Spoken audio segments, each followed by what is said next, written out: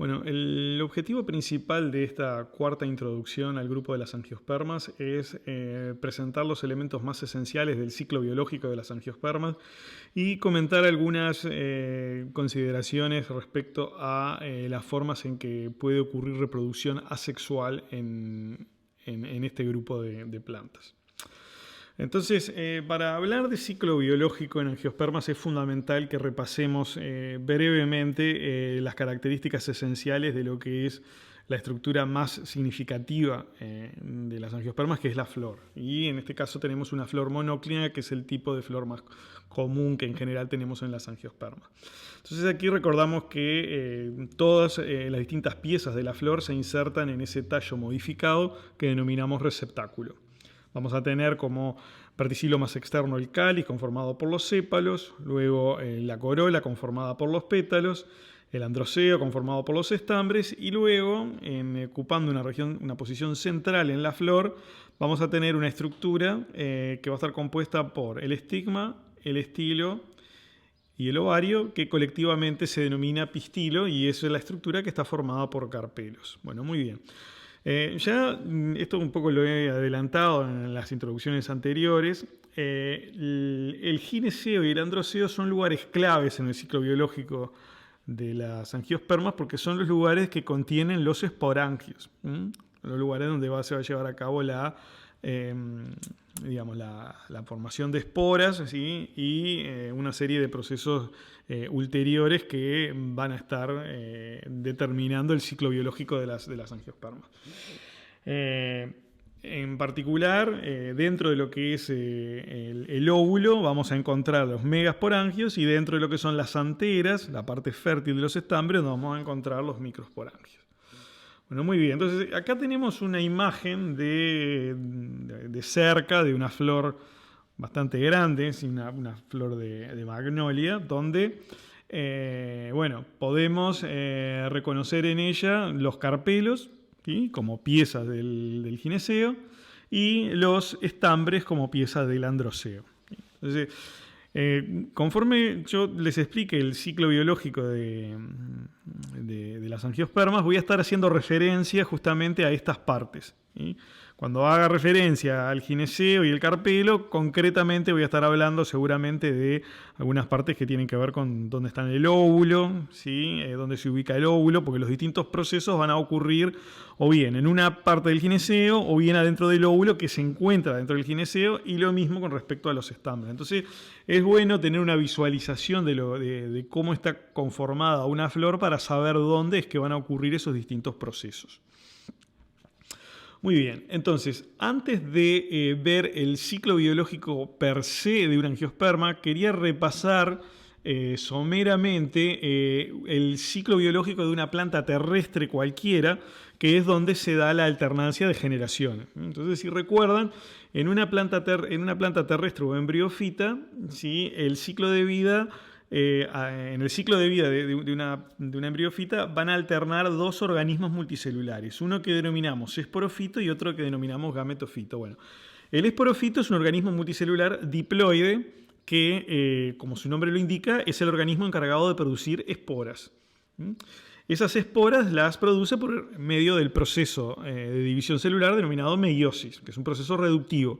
Esa meiosis ocurre adentro de estas estructuras denominadas esporangios. En el caso de las angiospermas, que son plantas heterosporadas, al igual que lo eran las gimnospermas, vamos a tener dos tipos de esporangios, ¿sí? Una vez que se producen las esporas por medio de la meiosis, ¿sí? Recuerden que las esporas son células reproductivas asexuales. Las esporas, por medio del proceso de división celular mitosis, dan origen a un organismo multicelular haploide. Esto es lo que llamamos gametofito. Y la razón por la que se llama gametofito es porque es la planta que produce los gametos. Ese gametofito va a producir los gametos por el proceso de división celular conocido con el nombre de mitosis. Por medio de la mitosis, que en el resto de las plantas vasculares se lleva a cabo en unas estructuras especiales de los gametofitos denominadas gametangios, pero vamos a ver que en las angiospermas debido a que los gametofitos se han reducido notablemente en tamaño y número de células, ya es virtualmente imposible reconocer unas estructuras adentro de los propios gametofitos. Entonces generalmente ya no se habla más de gametangios, ¿sí? Pero sí, los gametofitos obviamente van a ser los responsables de producir los distintos gametos. Bueno, entonces por mitosis justamente se producen los gametos, que son las células reproductivas sexuales, ¿sí? Debido a que tenemos plantas que son heterosporadas, me van a dar origen a gametofito, tanto masculino como femenino. Entonces vamos a tener un gameto masculino y un gameto femenino, ¿sí? Esos gametos, el gameto masculino se denomina anterozoide, el gameto femenino se denomina ósfera, y por el proceso de fecundación se unen y me dan origen a una célula que llamamos cigoto, ¿sí? El cigoto es la célula que luego de sufrir mitosis y desarrollo me da origen a un nuevo esporofito. Y de esa manera se completa el ciclo. Entonces, ese ciclo alterna entre lo que es una fase haploide conformada por células o estructuras multicelulares que tienen una configuración cromosómica haploide, y una fase diploide donde todas las células o las estructuras involucradas tienen un número 2n de cromosomas, ¿sí? Entonces, de nuevo, en la alternancia de generaciones, en el ciclo de vida de una planta terrestre y dentro de ellas las angiospermas, vamos a tener dos organismos multicelulares, el gametofito y el esporofito. Muy bien, entonces ahora sí veamos cómo es que se da específicamente el ciclo biológico en las angiospermas. Y una cosa que quiero decir ya desde el inicio es que una de las peculiaridades del ciclo biológico de las angiospermas es que el desarrollo de los gametofitos se encuentra notablemente reducido. Son realmente estructuras muy poco conspicuas. Les diría que el ciclo biológico de las angiospermas está ampliamente dominado por la generación esporofítica, que es la más visible, ¿sí? Básicamente que lo que vemos cuando miramos toda la gran diversidad de angiospermas, la mayor parte de lo que estamos mirando, por no decir prácticamente que toda, es tejido esporofítico, son tejidos que pertenecen al esporofito. Eso es importante recordarlo. Bueno, entonces, si comenzamos el ciclo con lo que sería una planta adulta, que representa el esporofito adulto, bueno, acá tenemos, para ejemplificar el ciclo biológico, un ejemplo de una planta de la familia de las leguminosas, ¿sí? Familia de las leguminosas, la familia de los porotos, de la soja, del maní, de los tréboles, del ceibo, del árbol de Artigas, del timbón. Es una familia importante, es una de nuestras principales familias de plantas vasculares y es la tercera familia en orden de número de especies a nivel mundial, ¿sí? Entonces, dentro de todo ese cuerpo del esporofito vamos a reconocer las estructuras que conocemos con el nombre de flores y a las cuales dedicamos algunas clases, ¿sí? Para entender un poco la estructura, ¿sí? Justamente es en las flores donde van a estar ubicados los esporangios, que son esa estructura importante del cuerpo de un esporofito, que es donde se va a llevar a cabo la meiosis, ¿verdad? Bueno, si miramos adentro de las flores, lo que se corresponde con el megasporangio, ¿sí? Es lo que denominamos nucelo, que es una masa de tejido parenquimático que se encuentra ocupando el núcleo de esa estructura que llamamos óvulo, ¿sí? Entonces, de nuevo, los óvulos son esas estructuras que se encuentran adentro del gineceo y que cuando eso madura dan origen a las semillas. Bueno, el óvulo en sí es la estructura que porta, ¿sí?, en su interior al esporangio, ¿sí?, al megasporangio. Muy bien, y eso es lo que se conoce con el nombre de nucelo. A veces en alguna literatura, y por un tren de, digamos, agilitar un poco el lenguaje, se suele considerar que todo el óvulo es el megasporangio, pero si queremos ser precisos, lo que se interpreta como megasporangio es el nucelo propiamente dicho. Bueno, la contraparte del nucelo, ¿sí?, lo que sería el otro esporangio, el microsporangio, es lo que conocemos con el nombre de saco polínico, que es el que se encuentra dentro de las anteras. Y en una antera típica, como ya vimos, nos encontramos con 4 sacos polínicos como esos que vemos ahí. Bueno, es adentro del nucelo y adentro del saco polínico es que se van a dar las divisiones meióticas para producir las esporas. Entonces ahí es donde ocurre la meiosis. Bueno, una diferencia importante a nivel de lo que ocurre en el megasporangio con respecto a lo que ocurre en el microsporangio es que en el megasporangio va a ocurrir típicamente una única meiosis. Por lo tanto, ¿sí?, en ese megasporangio solo se van a producir 4 esporas. ¿Sí? En el microsporangio ocurren de decenas a millones de meiosis y por ende el número de esporas que se van a formar, de microesporas, varía considerablemente a lo largo del amplio espectro de diversidad de las angiospermas. Entonces ahí tenemos indicadas las megasporas, pueden ver que hay 4, una más grande y otras 3 más chiquitas, ahora voy a explicar por qué es eso. Y después arriba tenemos las microesporas, que vemos que tenemos 3 grupos donde se visualizan 3 microesporas que están como soldadas. Bueno, esa es la tétrada. En realidad hay 4, solo que hay una que está del lado de atrás y no la vemos. Aún no se han separado.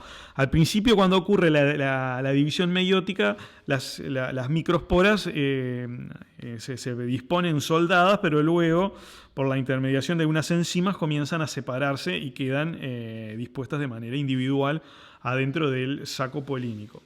Bueno, de las 4 megásporas que se forman en el nucelo, usualmente 3 degeneran, ¿sí?, no se continúan desarrollando y se desintegran, y solo sobrevive una. Por eso es que se dibujó más grande ahí. Y eso se ve un poquito mejor en el esquema de la derecha.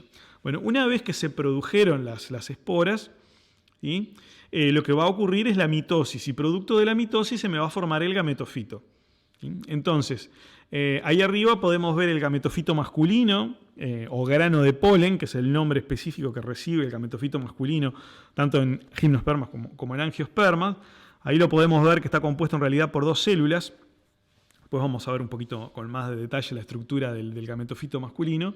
Y aquí tenemos el gametofito masculino en formación, donde ya empezaron a darse una serie de mitosis. En total, en el caso más típico para la formación del gametofito femenino, ocurren 3 mitosis, o sea, la megaspora sufre 3 mitosis. Ahí lo que estamos viendo es cómo en la megaspora funcional, digamos, ya se ven 2 núcleos, ocurrió una primera mitosis, ahí vemos 4 núcleos, ocurrió una segunda mitosis, ¿sí? O sea, pasamos de tener una célula a tener 2 células, luego hay una mitosis de esas 2 células, me dan 4 células, y luego hay una tercera mitosis, ¿sí? Ahí aparece el grano de polen germinado, ahora voy a explicar bien qué es eso, y acá ya tenemos el gametofito femenino o saco embrionario ya totalmente formado, y en el caso más común, la estructura consiste de 8 núcleos, ¿sí?, producto de esas 3 divisiones mitóticas consecutivas, pero lo que ocurre es que hay 2 de esos núcleos que quedan incluidos en una célula. O sea, una célula queda con 2 núcleos, por eso 7 células y 8 núcleos. Ahora después voy a hablar bien de los nombres. Imagínense que la reducción es tal. En el caso del gametofito masculino vieron que hay 2 células nada más. En el caso del gametofito femenino hay 7 células, que cada célula tiene un nombre específico, lo cual en realidad no lo habíamos visto hasta ahora. Y bueno, si ustedes observan ahí en el grano de polen, se llama grano de polen germinado, porque de las 2 células que tiene el grano de polen, una de las células se va a encargar de formar el tubo polínico, que es ese tubo que está como saliendo de la estructura globosa, que era la forma original del grano de polen, y la otra célula, que se llama célula generativa, sufre una división y me da origen a 2 gametos, que son esas 2 estructuras que se ven ahí en ese tubo. ¿Sí?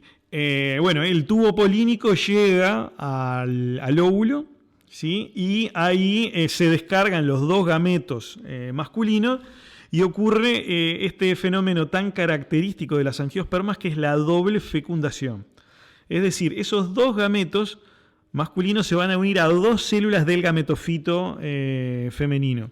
Una de las células es el gameto femenino u oósfera y la otra es la célula media, que es la célula que tiene esos dos núcleos. Y el resultado de esa fusión es una célula que va a tener ahora un complemento cromosómico triploide. ¿Sí? Entonces la unión del gameto masculino con el gameto femenino me da el cigoto y la unión del gameto masculino con la célula media me da una célula que se llama célula endospermogénica. Entonces tenemos por un lado la formación del cigoto y por otro la formación de la célula endospermogénica. El cigoto obviamente es la célula inicial de la fase diploide, es la que con sucesivas mitosis y desarrollo me va a dar origen al embrión. La célula endospermogénica es la célula responsable de dar origen al tejido nutritivo de ese embrión, lo conocemos con el nombre de endosperma. Muy bien, observen que todos estos procesos que estoy describiendo acá ocurren, no son visibles, ocurren adentro de estructuras de la flor. ¿Sí? Y la mayoría de ellos ocurren adentro del óvulo. Bueno, una vez que se produjo la doble fecundación por mitosis y desarrollo del cigoto, vamos a llegar a la formación de un nuevo esporofito. ¿Sí? Bueno, hay una serie de pasos intermedios. Bueno, ahí tenemos el embrión en formación, ese es el resultado de la primera división del cigoto. ¿Sí? Y también tenemos el endosperma. ¿Sí? Esa célula endospermogénica comienza a dividirse y forma un tejido del cual el endosperma se va a nutrir. Después vamos a ver que hay, cuando vimos la parte de semillas en la clase anterior, vimos que algunas semillas terminan de acumular toda la reserva en el endosperma y otras semillas lo que hacen es, mientras el embrión se está desarrollando, absorbe todos los nutrientes del endosperma y el endosperma termina prácticamente que desapareciendo de forma completa y los nutrientes, para que ese embrión reasuma su crecimiento cuando se den las condiciones, los extrae del propio embrión, de los cotiledones. Entonces ahí ven de pintado de color amarillo ese tejido nutritivo que llamamos endosperma. Bueno, ahí ya tenemos una semilla, ¿sí? Que recuerdan que la semilla es esa estructura notable, ¿sí? Ese invento genial de la evolución, donde tenemos una planta entera que es el embrión, acompañada de tejido nutritivo que es el endosperma, ¿sí? O bien el tejido nutritivo ya absorbido en el cuerpo del embrión, y eso protegido por una cubierta seminal, que es la transformación de los tegumentos del óvulo, que permite, ¿sí? La propagación de esa planta. Bueno, ahí tenemos, en este caso de esta semilla, una leguminosa, una semilla exalbuminada. Toda la reserva está contenida dentro de los cotiledones. Tenemos el embrión bien desarrollado y ahí ya tenemos el fruto y las semillas. Recuerdan que el fruto es el ovario maduro, ¿sí? Entonces, de esa manera culmina, ¿sí? Con la formación de un nuevo esporofito el ciclo biológico de una angiosperma. Entonces ahora lo que vamos a hacer es mirar con un poquito más de detalle algunas partes de este proceso. Bueno, entonces, ¿se acuerdan entonces de la flor, como ese tallo entre nudos breves y hojas modificadas donde se ubican sacos polínicos y óvulos? Bueno, ahí justamente tenemos el androceo, en el caso particular es una antera, esta es una flor de un solanum, ¿sí? Ahí tenemos el gineceo. ¿Sí? Ahí pueden ver el receptáculo, ahí tenemos el cáliz y ahí tenemos la corola. Bueno, todos estos procesos que acabo de describir ocurren adentro de la estructura de la flor, ¿sí? Algunas cosas ocurren adentro del androceo de la antera y otras cosas ocurren adentro del gineceo y en particular adentro de los óvulos, ¿sí?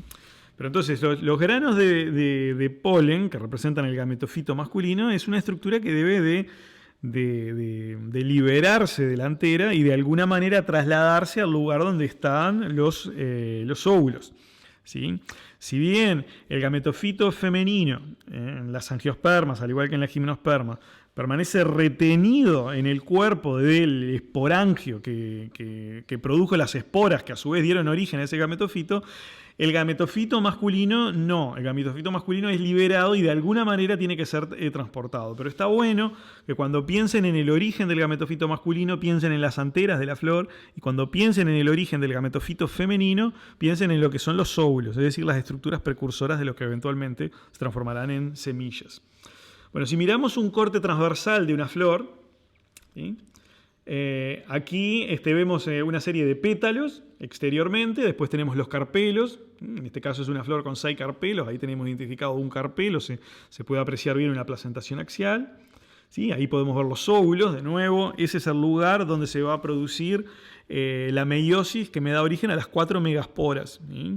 Una de las cuales es funcional y es la que va a sufrir la mitosis que me va a dar origen al gametofito femenino. O sea, el gametofito femenino está bien metido adentro de esas estructuras que conocemos como semillas eventualmente.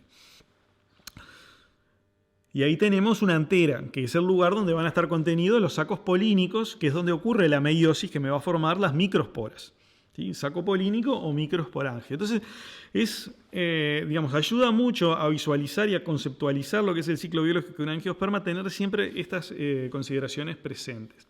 Bueno, acá tenemos algo que ya hemos visto, es el corte transversal de una antera típica con 4 sacos polínicos, o microsporangios. Bueno, ahí tenemos el saco polínico, ya está, es una antera bastante madura. Ya fíjense que se ha abierto el estomio para permitir que salgan los granos de polen. Ya tenemos incluso que no son microsporas, sino que ya son granos de polen los que tenemos ahí desarrollados.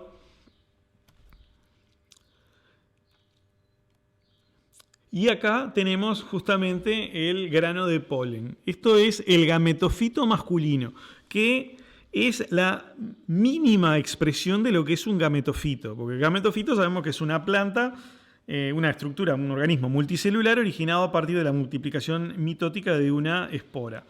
El número mínimo de células que debe tener para que lo llamemos gametofito es 2. Y ese es el número de células que desarrolla el gametofito masculino. No logra tener más células. Entonces ahí tenemos marcada la célula generativa y esta otra es la célula vegetativa. Ahí tienen marcado el núcleo de la célula vegetativa. Fíjense qué interesante esto. Acá estamos hablando de una célula eucariota metida adentro de otra célula eucariota. Es una situación sin par en lo que es la vida en el planeta Tierra.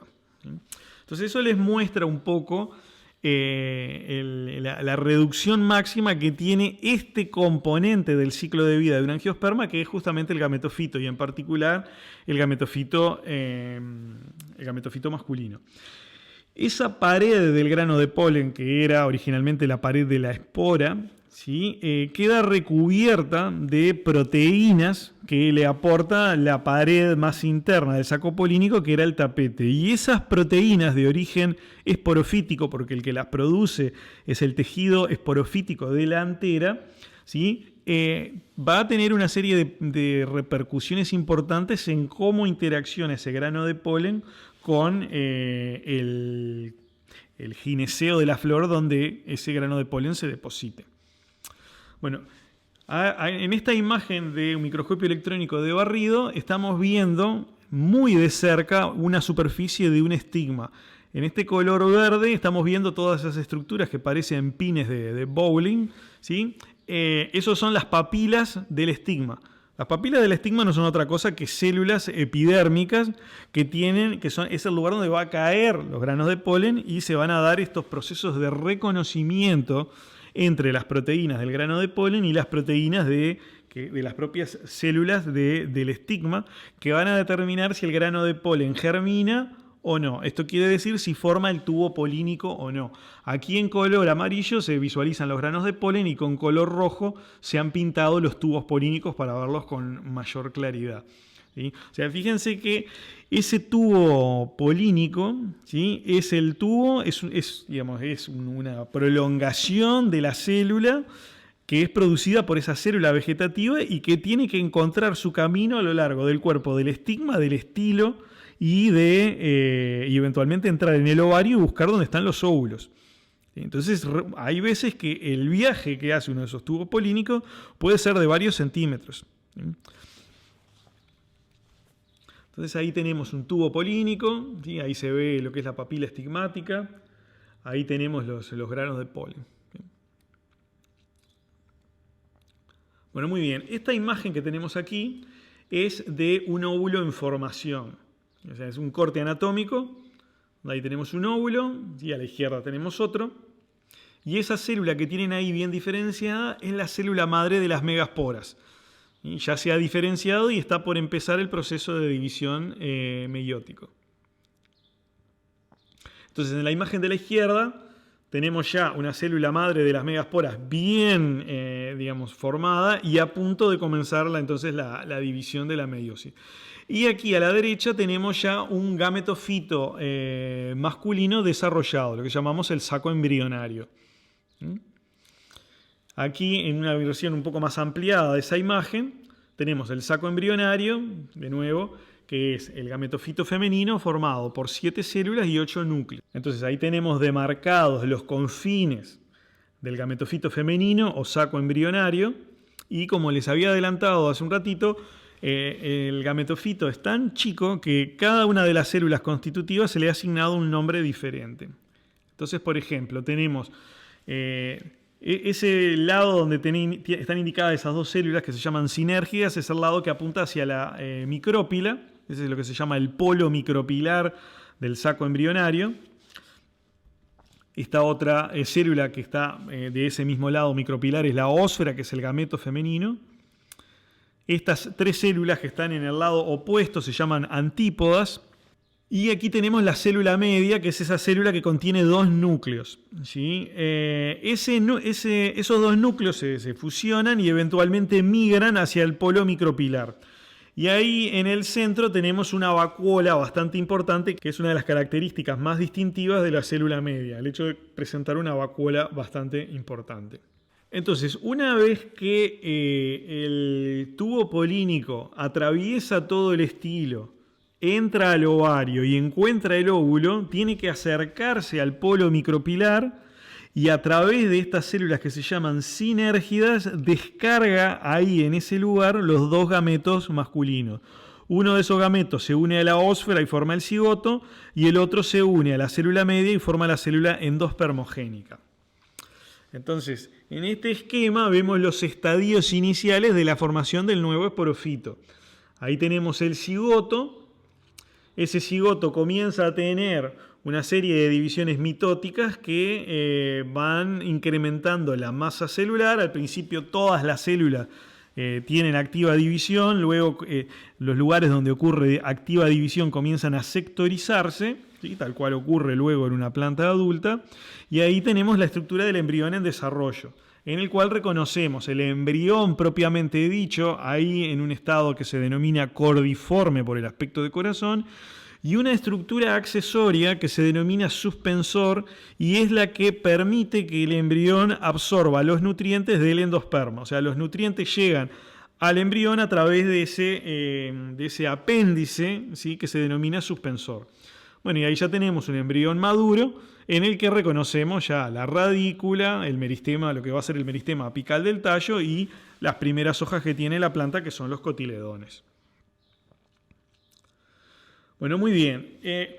Digamos, uno de los procesos más importantes que ocurren en el ciclo biológico de un angiosperma, ¿sí? Y que de alguna manera determinaron la gran diversidad que desarrollaron las angiospermas en sus estructuras reproductivas, es el proceso de polinización. Esto es el transporte de granos de polen de los sacos polínicos al estigma de la flor. Digamos, esto ha llevado que en el curso de la evolución se generen distintas formas de las estructuras involucradas, digamos, concretamente de las flores, y que justamente lo que tienden es a encontrar formas de resolver cómo resolver el problema del traslado, el grano de polen del gametofito masculino a que llegue a donde está el gameto femenino, que es inmerso dentro del gametofito femenino, ¿verdad? Bueno, muy bien. Entonces, uno de los tipos de polinización son los que se manejan con vectores abióticos, ¿sí? De los vectores abióticos, el más común, ¿sí? el mayoritario, podríamos decir, es el viento, ¿sí? Dentro de lo que es la polinización anemófila, ¿sí? Y acá tenemos representado unas flores de un ryegrass, como ejemplo de polinización de plantas que tienen polinización anemófila o polinización por viento, que es el caso de las gramíneas. La familia de los pastos se caracteriza por tener este tipo de polinización. Pero algunas familias de arbóreas también se caracterizan por eso. Por ejemplo, otro ejemplo notable de plantas con polinización anemófila es el caso de los robles, por ejemplo, la familia de los fresnos también tiene polinización anemófila. Bueno, muy bien. Pero sin lugar a dudas, en angiospermas los vectores más comunes son los vectores bióticos. Y dentro de los vectores bióticos, los insectos son los que son más comunes, ¿sí? Y los que han de alguna manera determinado que en el curso de la evolución se generen diversas formas y modos de que pueda llevarse los granos de polen de una flor a otra. Pero no solo insectos pueden encargarse de hacer polinización, sino que hay casos de reptiles, ¿sí? De mamíferos. Dentro de los mamíferos, algunos de los más conocidos son los murciélagos, pero también hay algunos roedores que pueden llevar a cabo esta función. Entonces, dentro de lo que son las angiospermas, las flores monóclinas representan cerca, es decir, las que tienen androceo y gineceo en una misma planta, representan cerca del 75% de las angiospermas. Y uno como que tendería a pensar de que en estas circunstancias como que sería muy fácil que el polen de una misma flor llegue a, digamos, de alguna manera se deposite en el estigma de la misma flor. Pero es bastante interesante ver que las plantas han buscado, ¿sí?, en el curso de la evolución, ¿sí?, la forma de, favorecer, ¿sí?, los eventos de polinización cruzada, ¿sí?, por las razones de evitar la endogamia, ¿sí?, y de esa manera, digamos, generar diversidad genética. Entonces, vamos a ver distintos mecanismos que han encontrado las plantas justamente para evitar esa polinización cruzada. Bueno, entonces, es importante tener presente de nuevo, ¿sí?, las estructuras involucradas. Por un lado, el gineceo y por otro lado, el androceo. El androceo como productor de los granos de polen, ¿sí?, y el gineceo como productor de los megasporangios, adentro de los cuales se van a desarrollar los gametofitos femeninos. Bueno, dentro de lo que son las angiospermas podemos tener básicamente que dos grandes tipos de polinizaciones, ¿sí? Lo que llamamos autopolinización y polinización cruzada, ¿sí? Entonces vamos a ver bien en qué consisten esos tipos. Bueno, hablamos de autopolinización cuando el polen de la misma planta llega a los estigmas de la propia planta. Y ahí podemos tener dos situaciones. Una que se denomina autogamia, que es donde la fecundación ocurre entre gametos producidos en la misma flor. Entonces ahí vemos el ciclo del grano de polen de una antera que termina depositándose en el estigma de la misma flor. ¿Sí? Ese grano de polen produce un tubo polínico que eventualmente alcanza el óvulo, entra al nucelo, alcanza el gametofito femenino y ahí se descargan los gametos masculinos y se produce la fecundación. Entonces la unión ocurre entre gametos producidos por la misma flor. Este es un tipo de autopolinización, la autogamia. Otro tipo de autopolinización es la denominada heitonogamia, que es cuando la fecundación ocurre entre gametos producidos en flores diferentes, pero de la misma planta. Entonces, en esta imagen que tenemos aquí es como que el polen de esta flor fuera y se depositara en este otro estigma cuando la abeja esta se mueve de una flor a la flor inmediatamente contigua. Todo lo que llamamos autopolinización. Y el otro tipo general de polinización que podemos tener en función de dónde está el origen de los granos de polen es lo que llamamos polinización cruzada, que es cuando el polen de una planta llega a los estigmas de otra, ¿sí? Y eso es lo que se denomina cenogamia, que es lo que tenemos ahí, ¿sí? El polen de una flor va a otra flor. Bueno, muy bien. Como comenté hace un ratito, la situación de que de alguna manera se favorezcan que el polen de una flor, ¿sí?, no se deposite en el estigma de una flor, estos eventos de alguna manera se favorecen por una serie de modificaciones que sufren las flores y se han definido una serie de modificaciones o de comportamientos que aseguran que entonces el polen de una flor, ¿sí?, no se deposite en el estigma de la misma flor. Bueno, uno de esos mecanismos es lo que se conoce con el nombre de ercogamia. Esto es separación espacial entre el estigma y las anteras. En esta imagen vemos que el estigma se encuentra ubicado en una posición topográfica superior al de las anteras. Entonces, de manera automática, por el propio desarrollo, no parece muy probable que el polen de esas anteras llegue al estigma. Obviamente puede intervenir un polinizador que termina llevando algún grano de polen, pero como que la propia estructura de la flor está dada para que eso no suceda. Otro de los mecanismos que podemos tener es el que se conoce con el nombre de dicogamia. Esto es, en lugar de separación espacial, separación temporal entre los estigmas receptivos y la producción del polen. Entonces, en este caso de un llantén que tenemos aquí, se ve una situación que se conoce con el nombre de protoginia. O sea, la protoginia es un tipo de dicogamia donde el gineceo madura primero. Entonces, en esta estructura que vemos aquí, esto es una inflorescencia, un conjunto de flores, ¿sí? Y ahí tenemos el sentido de maduración de las flores, de modo que las flores que están más hacia la base de la inflorescencia son las que maduran primero y el orden de maduración es de abajo hacia arriba. Las flores que nos encontramos más hacia el ápice son las que están menos maduras. Entonces acá podemos reconocer una zona donde estas flores menos maduras tienen, sin embargo, el estigma, el gineceo ya receptivo. Entonces son flores con estigmas receptivos. Más adelante en el curso del desarrollo vamos a tener flores con anteras maduras. Entonces, debido a que en el momento en el que en una flor los estigmas están receptivos en esa misma flor, las anteras no están produciendo polen, es inviable que el polen de una misma flor termine depositándose en el estigma de la misma flor. ¿Sí? Sí parece más factible que el polen de estas flores termine depositándose en el estigma de las flores que aún no tienen las anteras abiertas. ¿Sí? Entonces, esta es una situación que se conoce con el nombre de protoginia. ¿Sí? Aquí madura primero el gineceo. El otro tipo de dicogamia, ¿sí?, es el que llamamos protandria, que es lo inverso. Acá lo que madura primero es el androceo. Entonces, miren qué interesante. En esta inflorescencia que tenemos acá, que es el de una margarita, este es un seudantio, ¿sí?, donde tenemos una serie de flores periféricas y después una serie de flores centrales ahí.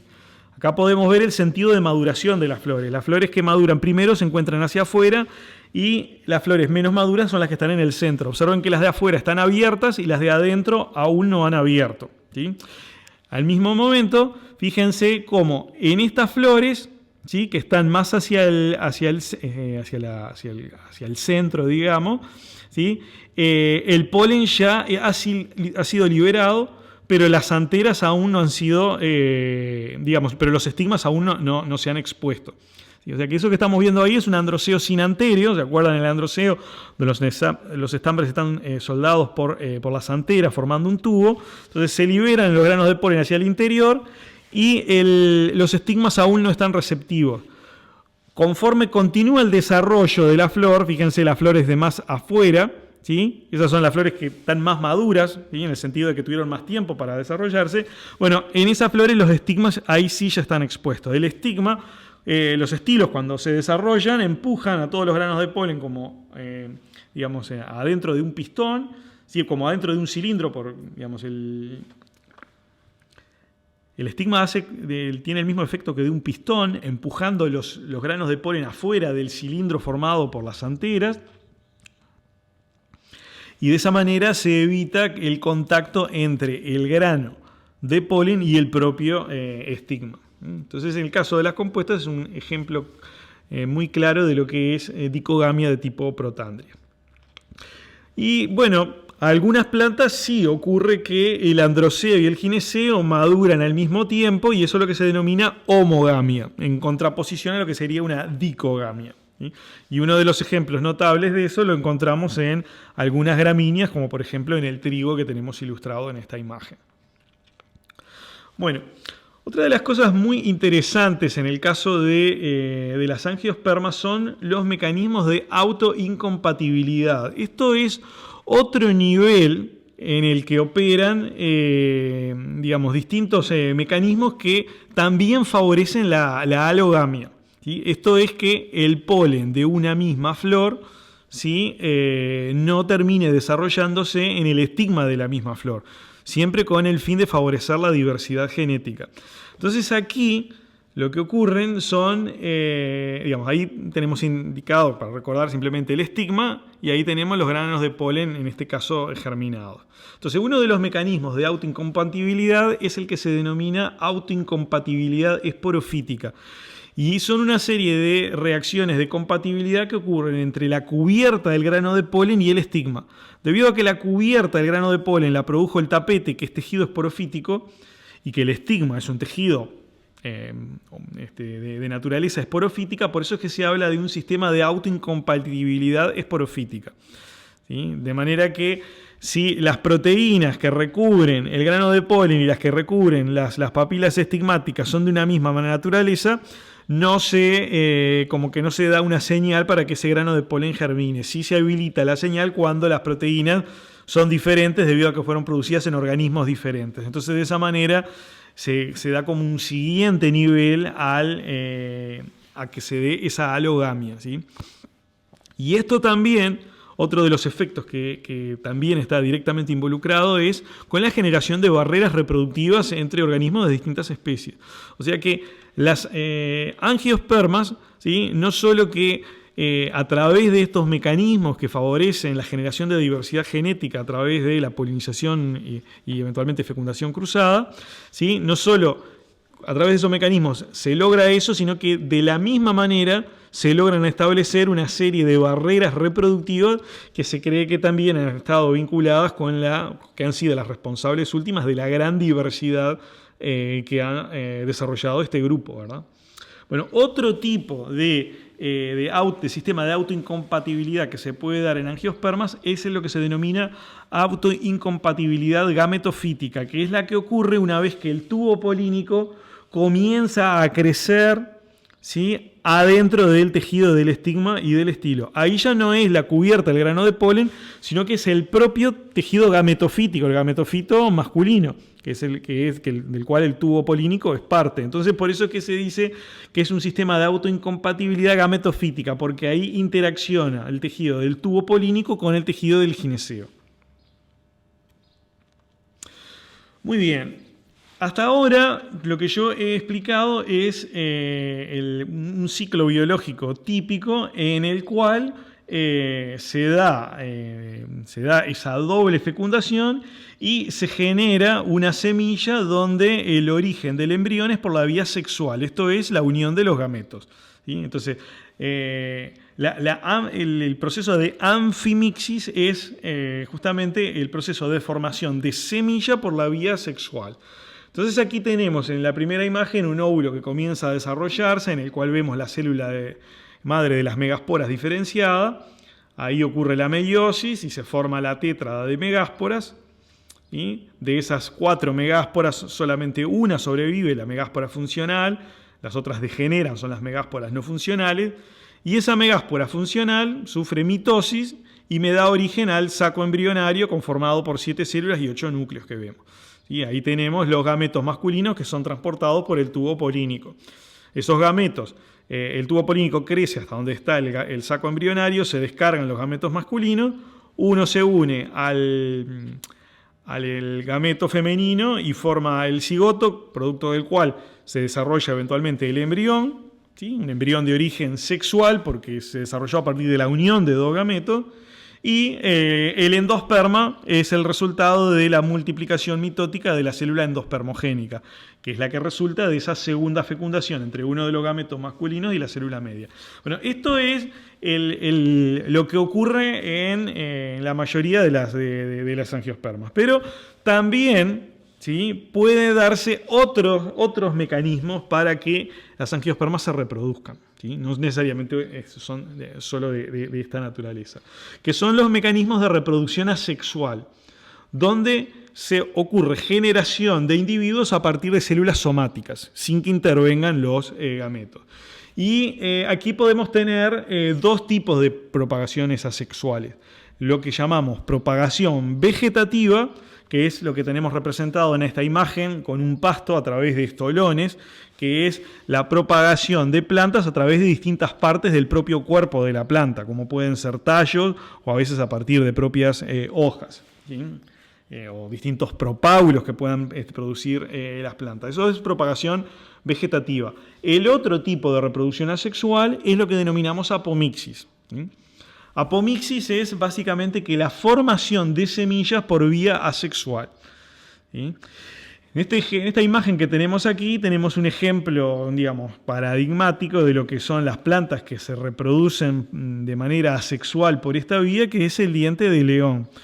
Y una de las características, una de las ventajas adaptativas que podemos decir tiene este mecanismo es que una vez que una planta ha logrado tener la combinación de genes que le permite explotar exitosamente un determinado nicho ecológico, ¿sí?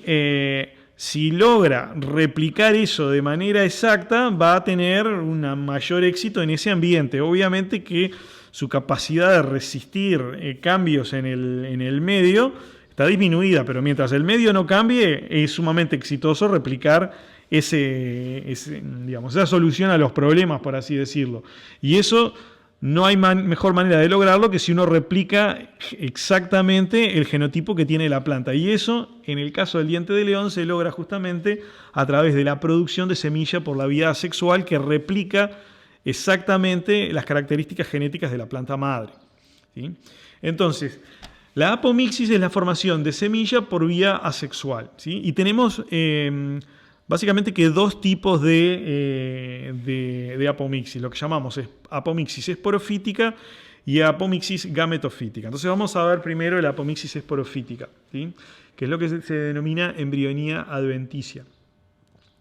Entonces aquí tenemos un óvulo con un nucelo en el cual se diferencia una célula madre de las megasporas, ¿sí?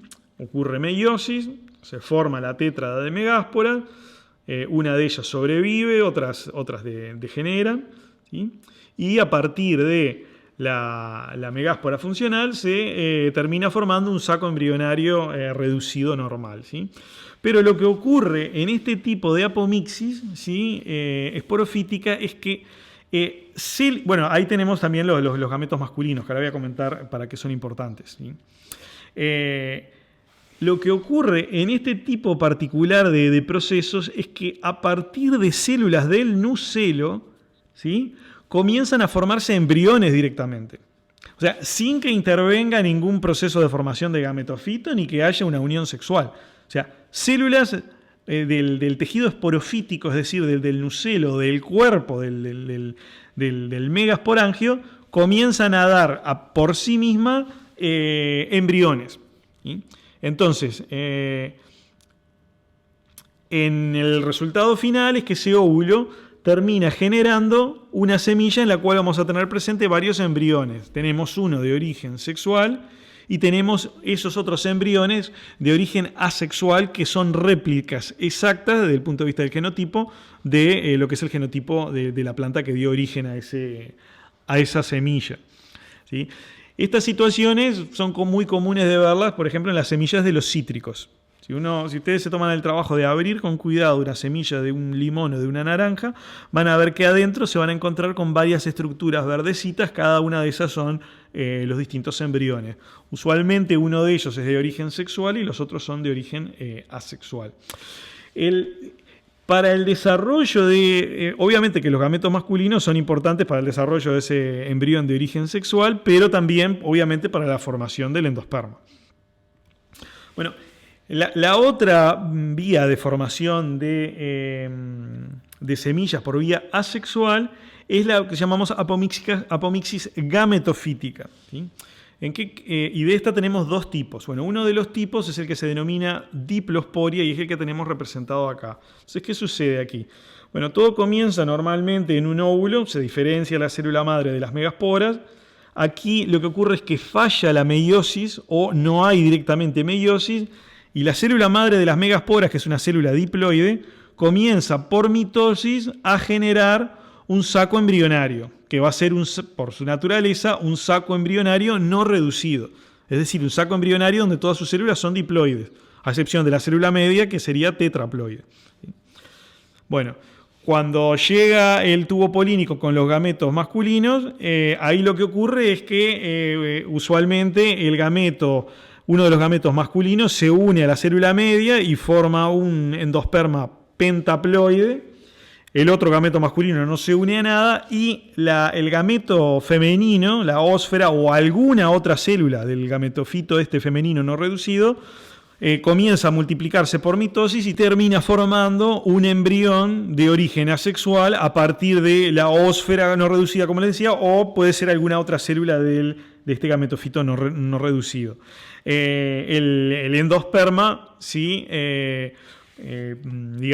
sí puede en estos casos o bien formarse de manera autónoma, ¿sí? A partir de la división de alguna célula del gametofito femenino, o usualmente se requiere que haya una fecundación para que se forme al menos o para incentivar la formación del endosperma.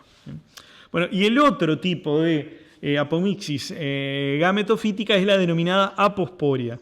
En la aposporia, ¿sí? Tenemos la célula madre de las megasporas que realiza la meiosis y se forman la tetra de megaspora. Pero miren lo que ocurre. A partir de células del nucelo, ¿sí? Se forman sacos embrionarios no reducidos. ¿Sí? Entonces, lo que terminamos teniendo dentro del óvulo es un saco embrionario reducido y sacos embrionarios no reducidos de origen nucelar. El saco embrionario reducido termina siendo, le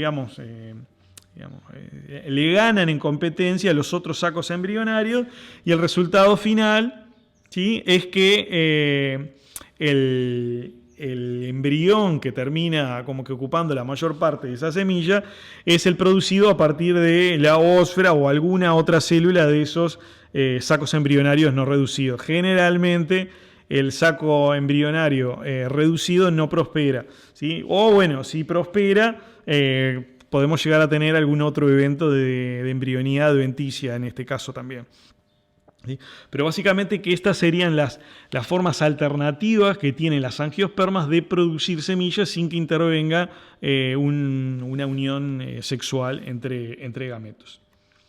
Bueno, entonces vimos que desde el punto de vista reproductivo, ¿sí? Las angiospermas han logrado, como a través de una serie de mecanismos bastante interesantes en su ciclo biológico, desarrollar una diversidad realmente increíble en sus formas. Y bueno, será el objetivo de las próximas clases de alguna manera presentar un pantallazo de esa enorme diversidad a partir de la caracterización de los principales grupos de angiospermas o plantas con flores.